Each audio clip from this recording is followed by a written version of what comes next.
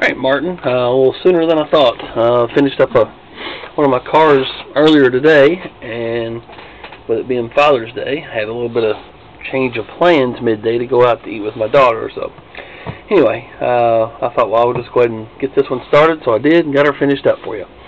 I went a little above and beyond. I know we talked about headlights, taillights, fog lights if I could, high beams, blah, blah, blah, whatnot.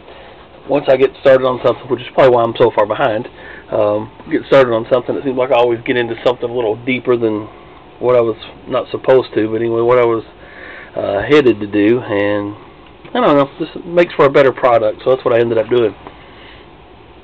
Of course, as you can see, the hood and the trunk open, both front doors open as well. You'll notice the trunk is empty, no battery in there. So everything needs to be cleaned out a little bit, but other than that, the little tonneau cover is in there for when the top's down, blah, blah, blah.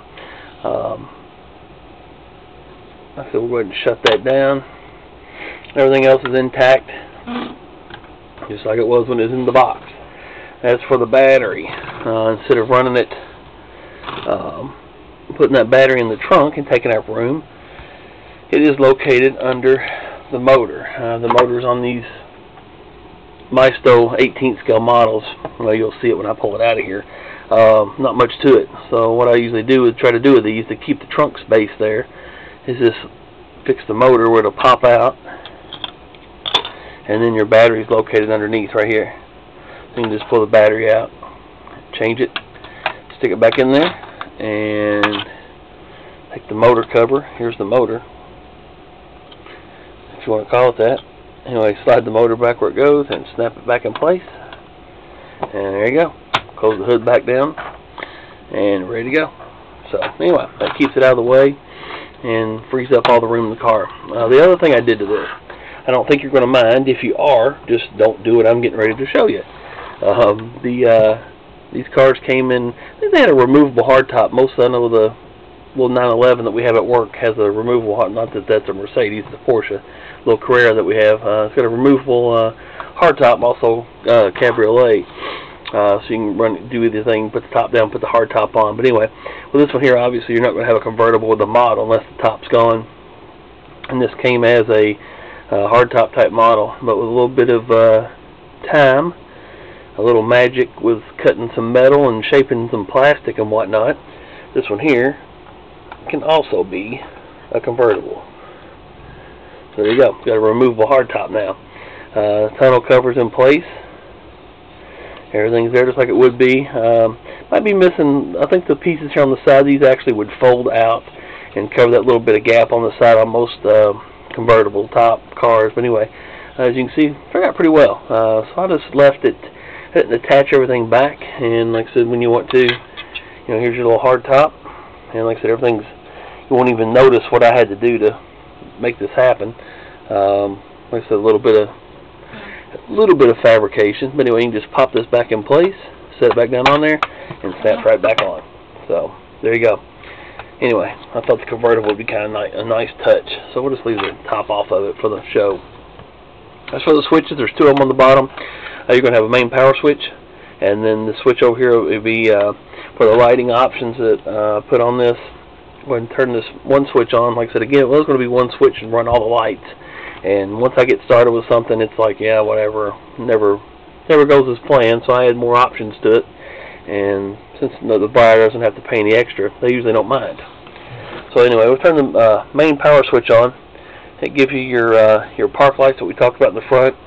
I think actually these may just be turn signals on the car normally, but anyway, I added park lights to it. Do it that way so they light up. I looked at like 5 videos.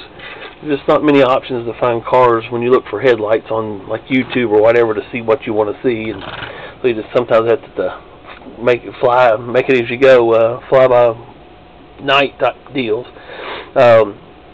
Anyway, you do have your solid tail lights with this. Obviously the trunk will raise, with the lights on. Shouldn't matter. Doors, everything are open again. So that's what you turn the main power on. That's the one on the driver's side. That's what you end up with. Your yellow parking lights, and then rear taillights. So, looks pretty cool just sitting like that, I think, with the park lights on. So anyway, the switch is not really a three-position switch. There's a switch or a position in between there where it won't make connection to the front or the rear. When you turn, pull this switch to the rear, that gives you your